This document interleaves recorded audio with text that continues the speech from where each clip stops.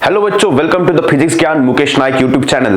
और आज के इस लेक्चर में हम स्टार्ट करने वाला है सोशल हेल्थ नाम का चैप्टर, जिसके अंदर हम ये देखेंगे कि हम किस तरीके से अपने डे टू डे लाइफ में जो भी चीजें होती है, जो भी एक्टिविटीज होती है, उसका हमारे ऊपर किस तरीके से इम्पैक्ट होने देते हैं।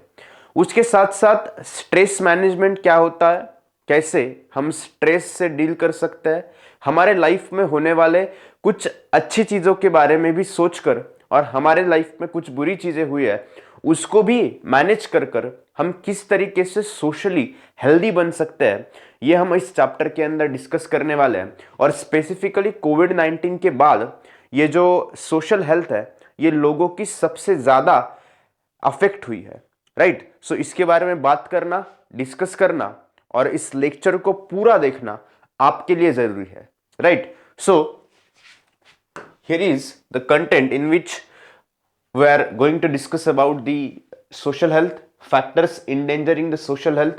कौन से फैक्टर सोशल हेल्थ के ऊपर अफेक्ट करता है, उसके साथ साथ स्ट्रेस मैनेजमेंट, ठीक है। इन सभी चीजों के बारे में हम अच्छे से डिटेल में इस चैप्टर के अंदर डिस्कस करने वाले हैं। ओके, सो सबसे पहले हमें यह देखना है कि कौन से फैक्टर्स हमारे सोशल हेल्थ के ऊपर अफेक्ट करते हैं, ठीक है। अब इसको समझने के बाद हमें यह समझने में आसानी होगी कि हम अपने सोशल हेल्थ को किस तरीके से मेंटेन कर सकते हैं। सो इसके अंदर सबसे पहले क्लॉकवाइज जाएंगे हम। सबसे इंपॉर्टेंट जो है वो फाइनेंशियल स्टेटस है, मतलब फाइनेंशियली आप कितने वेल्दी हो, इसके ऊपर भी आपकी सोशल हेल्थ डिपेंड करती है, ठीक है। Not at all but something it matters. Then guidance, मतलब किस तरीके की परवरिश आपको मिल रही है आपके घर में, वो भी मैटर करती है। उसके साथ साथ social and physical conditions of the surrounding, आपके आसपास किस तरीके की कंडीशंस है, इसके अंदर सोशल कंडीशंस भी है और फिजिकल कंडीशंस भी है। Physical conditions means in the sense कि कोई बच्चे अगर स्लम एरियाज में रह रहे हैं तो उनके आसपास जो फिजिकल कंडीशन है वो इतनी अच्छी नहीं होगी, राइट। कोई अगर लग्जरियस सोसाइटी में रह रहा है तो उसकी फिजिकल कंडीशन अच्छी होगी। सो उसके साथ साथ सोशल कंडीशन मतलब क्या है कि उसके आसपास किस तरीके के लोग हैं, है ना। भले ही वो किसी हाई क्लास सोसाइटी में रहता हो, लेकिन उसके आसपास अगर लोग सही नहीं है तो वो भी उसके सोशल हेल्थ के ऊपर बैड इफेक्ट डाल सकता है।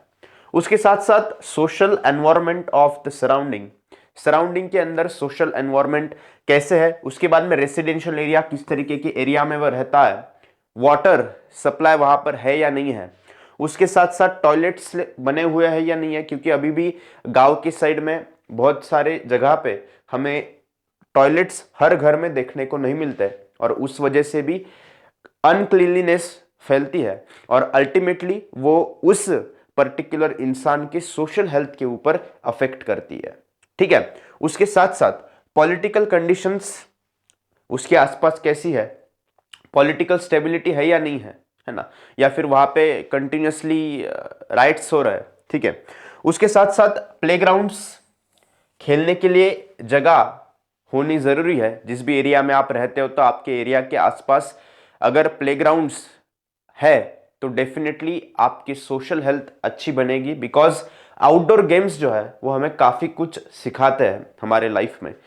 क्योंकि जब आप बाहर जाते हो तो 4-5 दोस्त आपके मिलते हैं, है ना। एक टीम बनाकर आप कोई भी स्पोर्ट्स को खेलते हो ग्राउंड के ऊपर, और उसके साथ साथ आपकी बहुत सारी चीजें डेवलप होती है, जैसे कि आपके दोस्तों के साथ आपका कम्युनिकेशन, उसके साथ साथ टीम स्पिरिट जिसको हम बोलते हैं, वो भी डेवलप होता है ना। और सब कुछ, सबको मिलके कुछ करने की जो फीलिंग है वो भी आपकी डेवलप होती है, राइट। सो ऐसे फैक्टर्स भी आपके सोशल हेल्थ के ऊपर काफी लंबा अफेक्ट डालते हैं, ओके।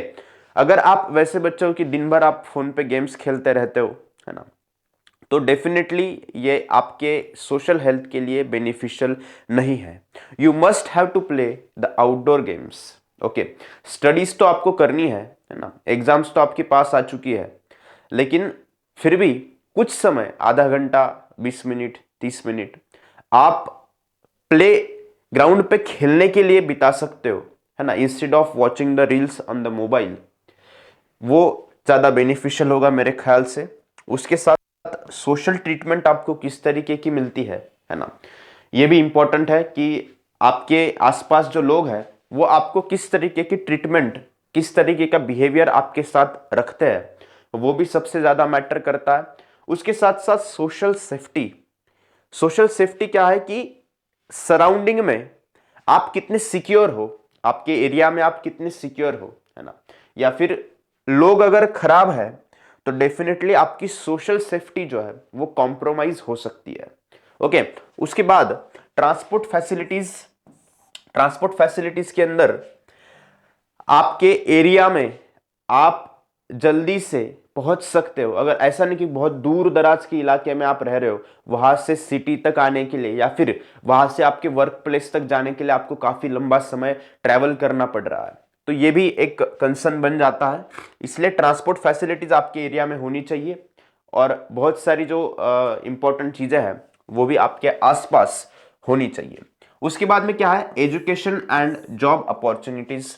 आपके करियर में, लाइफ में आपको किस तरीके का एजुकेशन मिलता है, ये ही डिसाइड करता है कि आपको इन फ्यूचर जॉब अपॉर्चुनिटीज कैसे मिलेंगी, है ना। अगर कोई बिजनेस करना चाहता है तो उसके लिए भी दिमाग तो लगता है ना। और अगर एजुकेशन अच्छा लिया हुआ है तो बिजनेस करने में भी आसानी होती है और सफल होने के चांसेस जो है वो बढ़ जाते हैं। ठीक है, उसके साथ साथ satisfying basic needs of persons, food, clothing, shelter, medicine. देखो, कुछ बेसिक नीड है, किसी भी इंसान को अगर जिंदा रहना है तो कुछ बेसिक नीड है जिसके अंदर फूड है, क्लॉथिंग है, शेल्टर है और मेडिसिन है। अब मेरे ख्याल से आज के ज़माने में मेडिसिन के साथ साथ एक और, मेडिसिन के अंदर हेल्थ भी आता है, मेडिसिन के साथ साथ एक और वर्ड जुड़ चुका है जिसका नाम है इंटरनेट, है ना। इंटरनेट के बिना भी अब सरवाइव करना कुछ लोगों के लिए इम्पॉसिबल है। ठीक है, क्योंकि बहुत सारी चीजें अब इंटरनेट के ऊपर डिपेंडेंट हो चुकी है 2016 के बाद से। इस वजह से उस पर्सन की अगर तीनों चीजें, चार चीजें, यानी कि food, shelter, cloth and medicine, अगर ये फुलफिल हो रही है तो डेफिनेटली वो अच्छी बात है। एजुकेशन उसको किस तरीके से मिल रहा है वो भी उसके सोशल हेल्थ के ऊपर अफेक्ट करता है। ठीक है, गॉट माई पॉइंट, अंडरस्टूड। ये फैक्टर्स आपको समझ में आ चुके होंगे। इसके ऊपर एक आधा क्वेश्चन आ सकता है कि describe the factors affecting on social health, तो आपको ये पॉइंट वाइज चीजों को एक्सप्लेन करना है ना। एक पॉइंट लिखना है, उसको 2-3 लाइन में एक्सप्लेन करना है। ऐसे लगभग 1.5 पेज का आंसर आप लिख सकते हो, है ना। इसके ऊपर से सिर्फ आपको ये जो चार्ट है, ये जो डायग्राम है, इसको याद रखना है। ठीक है, moving to the next slide. Next slide की तरफ जाते हैं। यहां पर क्या दिया है बेटा, डेफिनेशन ऑफ सोशल हेल्थ। अब सोशल हेल्थ के बारे में हम बात तो कर रहे हैं, हमारे चैप्टर का नाम तो सोशल हेल्थ है, लेकिन हमें एक्चुअली पता नहीं कि सोशल हेल्थ कहते किसको है। सोशल का मतलब होता है ability to establish relationships between, relationship with others. Social health की एक मोटी मोटी जो डेफिनेशन है वो क्या है कि आपकी एबिलिटी कितनी है कि आप दूसरों के साथ रिलेशनशिप बिल्टअप कर सकते हो, है ना, दूसरों के साथ अच्छा कम्युनिकेशन करके की aspect of persons overall wellbeing. अब सोशल हेल्थ के बारे में सिर्फ यही नहीं देखा जाएगा कि आपके रिलेशनशिप लोगों से कैसे है, उसके साथ साथ पूरी पर्सनैलिटी आपकी कैसी है ना। इसको क्या बोला गया है बेटा, की aspect of persons overall wellbeing. पूरी पर्सनैलिटी आपकी कैसी है ये भी सोशल हेल्थ के अंदर जज किया जाता है। ठीक है, got my point. So adaptability in the social conditions, importance of changing behaviour based on evolving social situations. देखो, सोशल सिचुएशन जैसे जैसे इवॉल्व होती जा रही है उसके हिसाब से आपको चेंज होना पड़ेगा।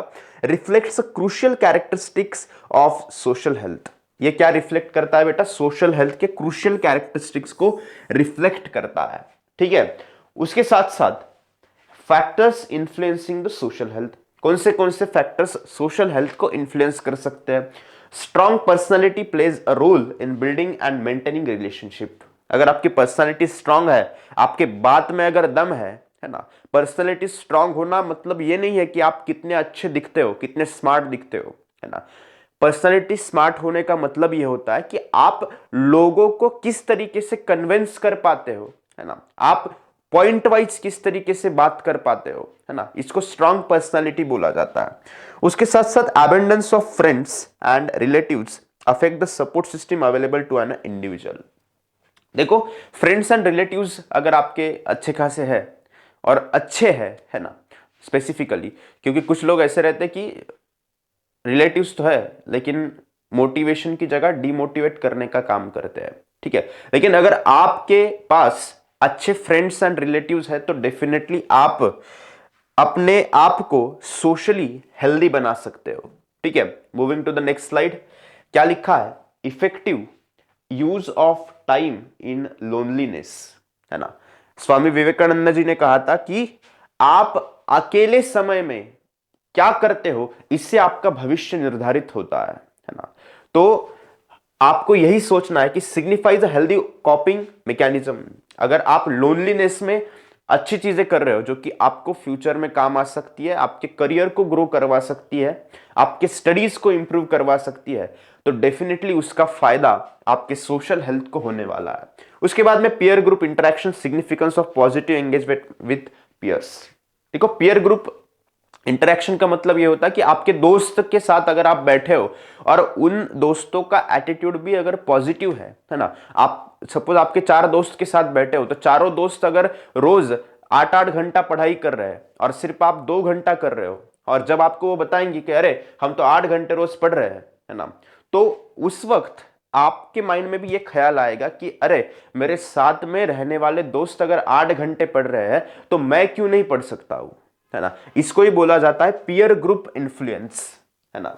उसके साथ साथ building trust, trust as a fundamental element in the social health. Social health की जो बुनियाद है, जो नींव है, वो ट्रस्ट के आधार पर है ना। अगर आप लोगों के साथ ट्रस्ट बिल्टअप करने में सक्सेसफुल हो गए तो आपको सोशली हेल्दी माना जाएगा। Trusting relationship contributes to overall wellbeing, ना, रिलेशनशिप के अंदर ट्रस्ट जो है वो ओवरऑल वेलबींग को कंट्रीब्यूट करता है। उसके साथ साथ रिस्पेक्ट एंड एक्सेप्टेंस क्या कहता है, emphasis on the importance of respecting and accepting others integral for fostering positive interactions.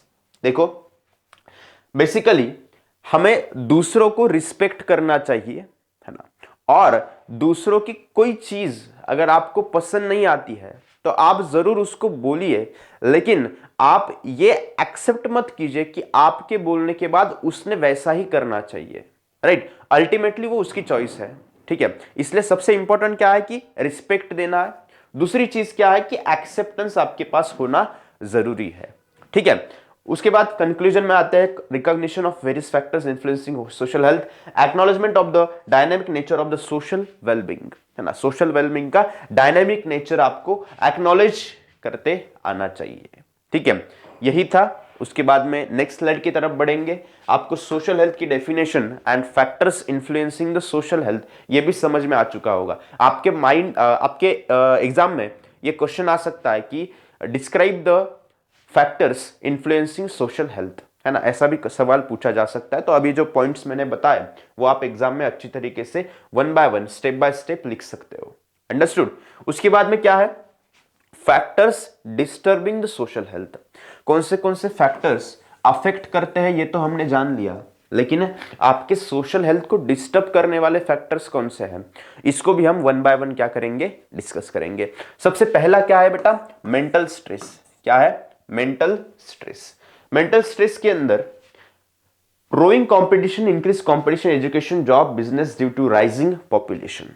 देखो, जैसे जैसे पॉपुलेशन बढ़ रही है ना, पूरे दुनिया की बढ़ रही है, ग्लोबली बढ़ रही है ना, इंडिया उसमें खैर आगे है, लेकिन पूरे ग्लोबली पॉपुलेशन बढ़ती जा रही है। तो यहां पर पॉपुलेशन इंक्रीज की वजह से एजुकेशन सेक्टर में, उसके साथ साथ जॉब्स पाने में एंड बिजनेस में कंपटीशन बहुत ज्यादा बढ़ चुका है ना। इसलिए पहले जब छोटे मोटे बिजनेसेस थे तो उनकी दुकान, उनका व्यापार चल जाता था, लेकिन अब बड़े बड़े बिजनेसेस उन छोटे बिजनेसेस को एक्वायर करने की कोशिश कर रहे हैं। तो ये चेंज है जो कि सोसाइटी में आया है, इस वजह से मेंटल स्ट्रेस आ सकता है, ठीक है। उसके साथ साथ childhood challenges, loneliness, mental stress for children in nuclear families with working parents. देखो चिल्ड्रंस जो है मतलब उनके पेरेंट्स, एक तो मदर भी जॉब करती है, फादर भी जॉब करते हैं, दोनों घर से बाहर जाते हैं, जो चिल्ड्रन है वो घर पे अकेला रहता है और उसी वजह से उसको लोनलीनेस की फीलिंग आती है ना। वो अपने माँ बाप के साथ इंटरेक्ट नहीं कर पाता बिकॉज उनके बीच में कन्वर्सेशन ही नहीं है ना। एक जब सुबह वो उठता है तो स्कूल चला जाता है, स्कूल से वापस आता है तो माँ बाप घर पे नहीं है, माँ बाप जब आते हैं तब वो सो जाता है ना, ऐसी चीज है। तो उस वजह से भी लोनलीनेस आ सकता है। Gender disparities impacting mental wellbeing, है ना, मेंटल वेलबींग को जेंडर डिस्पैरिटीज भी अफेक्ट करती है, जैसे कि girls facing restriction, boys enjoying more freedom leading to stress. देखो अब यहां पर थोड़ा सा डिस्क्रिमिनेशन हमारे सोसाइटी के अंदर देखने को मिलता है। हालांकि मैं ऐसे नहीं बोलूंगा कि सिर्फ गर्ल्स के साथ डिस्क्रिमिनेशन होता है, उसके अंदर बॉयज की कंडीशन में भी बहुत बार डिस्क्रिमिनेशन देखा गया है।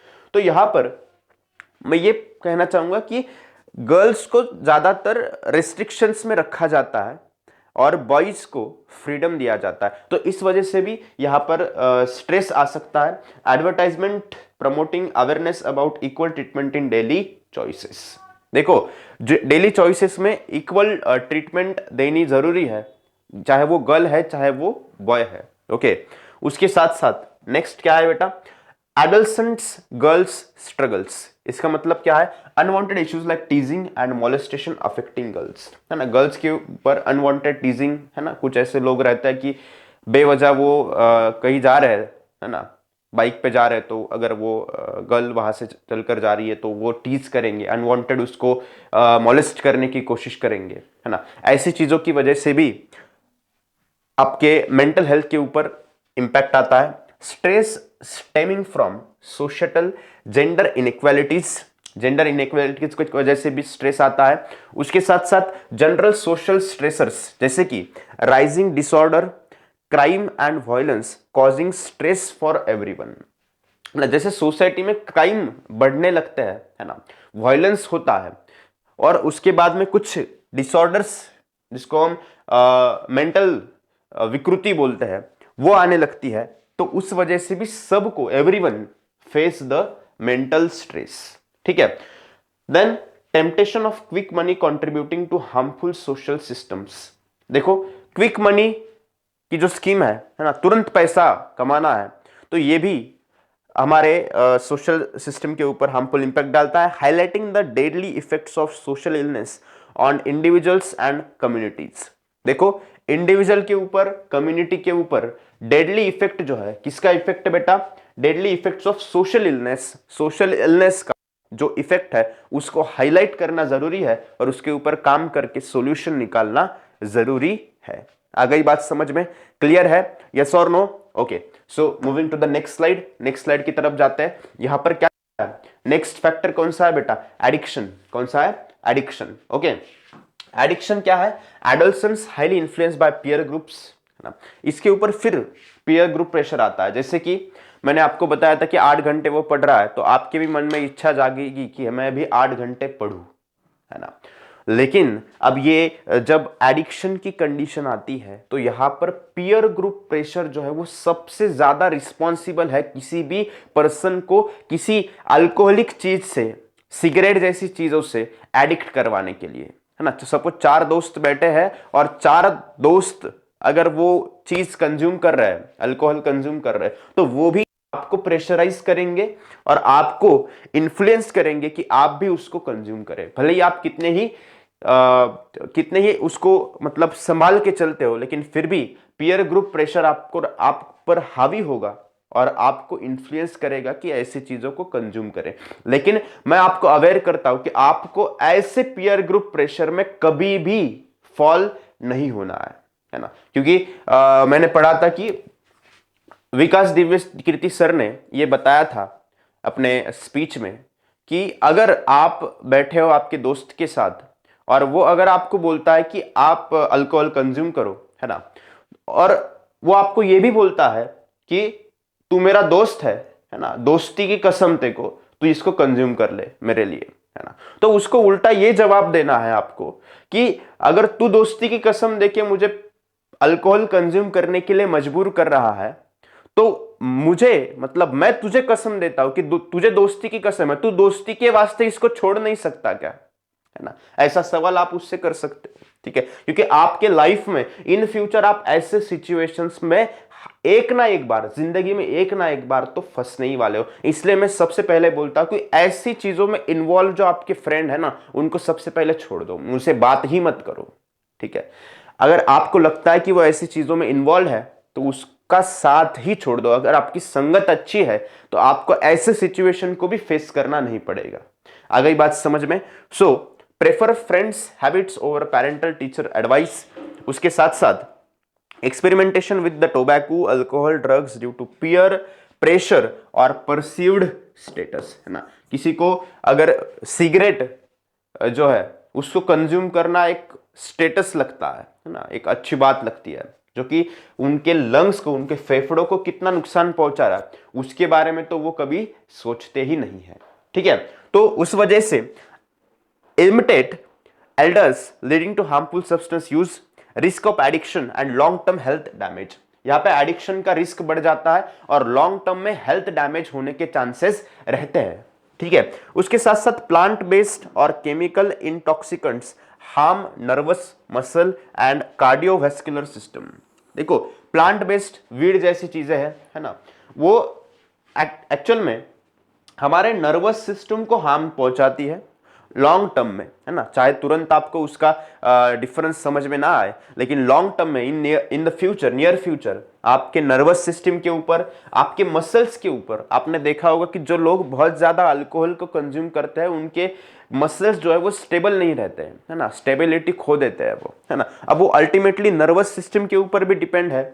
उसके साथ साथ कार्डियोवैस्कुलर सिस्टम, हार्ट के ऊपर भी आपके इंपैक्ट आ सकता है ना? हार्ट अटैक आने के चांसेस बढ़ जाते हैं, ठीक है? उसके बाद में prior studies linked tobacco to mouth and lung cancer, है ना? टोबैको, सिगरेट जैसी चीजें, सिगरेट तो आपके फेफड़ों को खत्म कर देगा, उसके साथ साथ टोबैको जैसी जो चीजें हैं वो अल्टीमेटली लंग कैंसर की तरफ आपको लेके जाएगी। उसके साथ साथ माउथ कैंसर होने के भी बहुत ज्यादा चांसेस रहते हैं अगर कोई पर्सन डेली टोबैको जैसी चीजों को कंज्यूम करता है ना?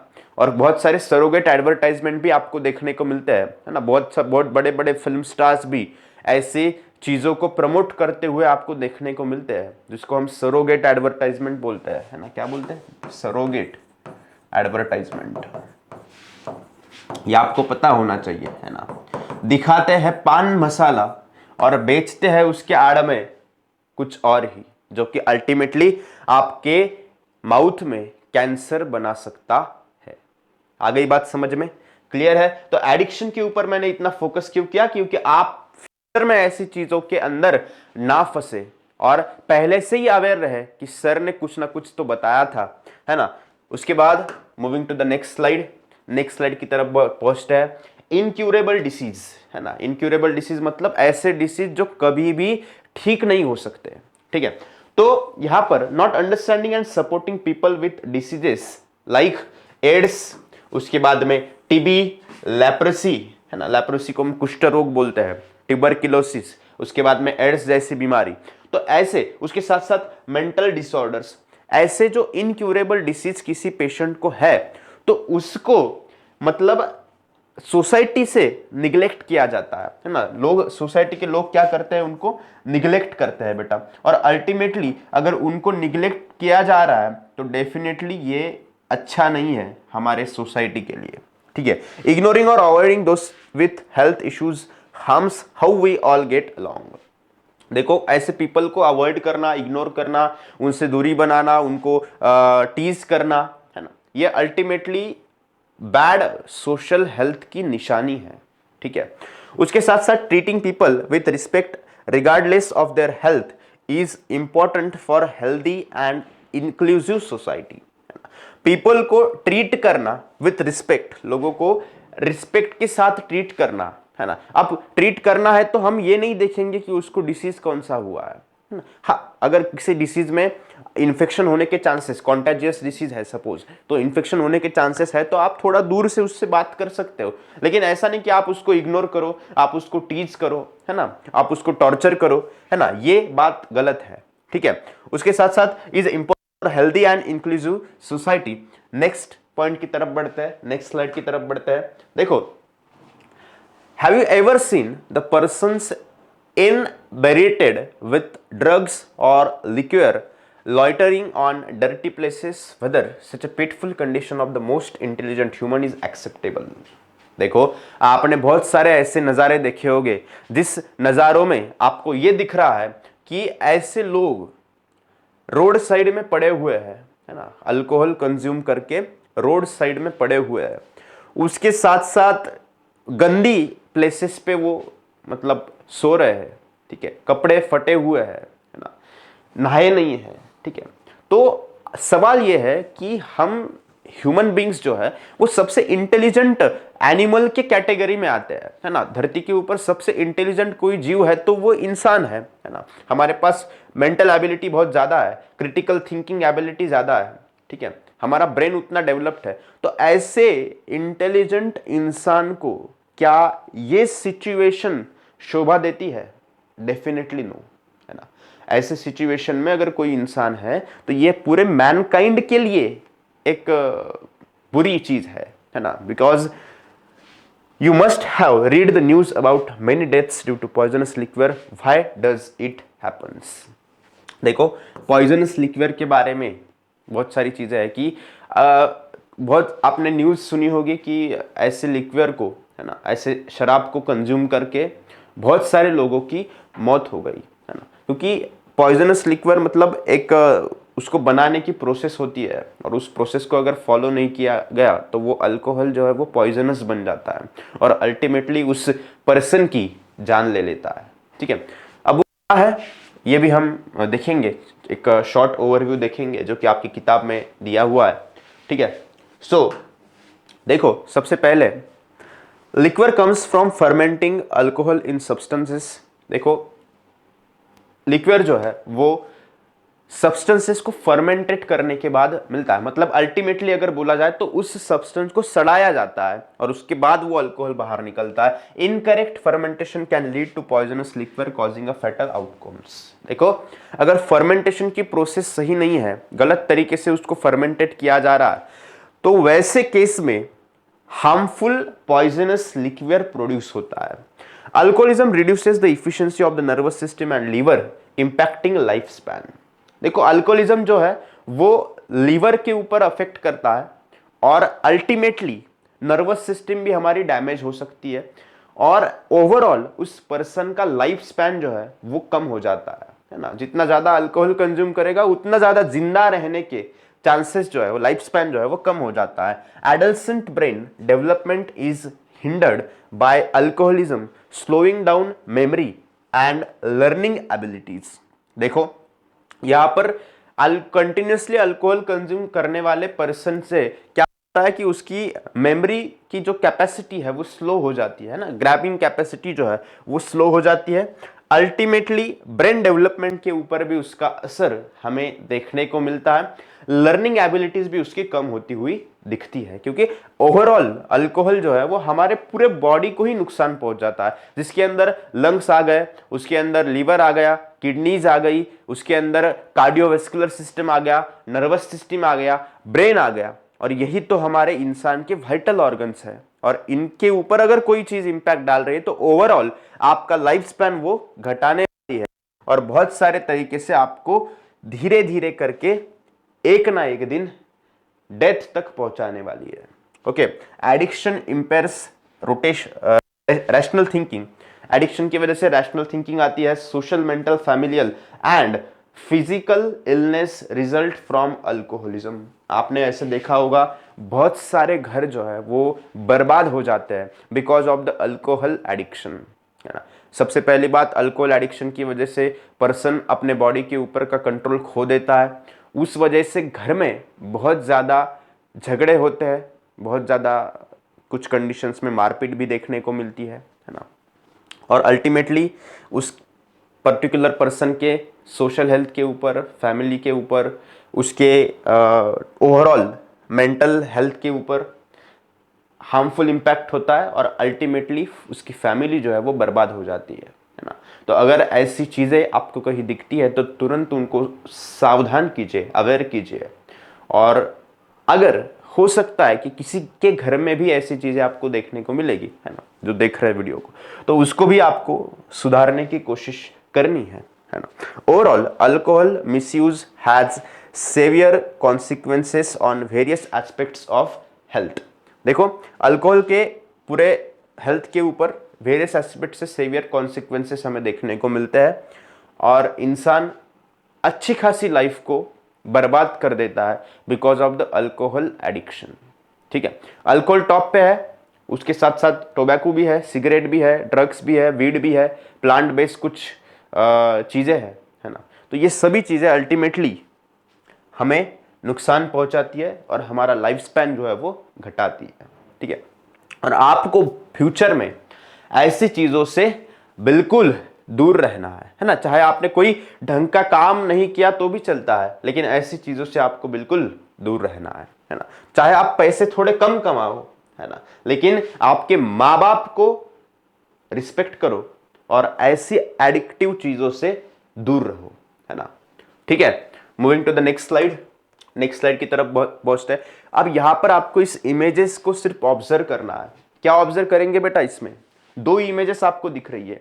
एक इमेज जो है वो 1998 की है और दूसरी इमेज जो है वो 2017 की है। ठीक है, अब दोनों इमेज को आपको सिर्फ ऑब्जर्व करना है और क्या दिख रहा है इसको आपको कमेंट सेक्शन में मुझे बताना है ना। मैं तो बताने ही वाला हूं। यहां पर ये जो मदर है इस लड़के की, वो बाहर से उसको अंदर खींच रही है। मतलब इस मदर का कहना है कि अब बाहर खेलना बस हो गया, अब अंदर आ जाओ, पढ़ाई कर लो, थोड़ा सा बैठ लो, आराम कर लो, है ना। कम फॉर स्टडी, ये मदर कह रही है उसको।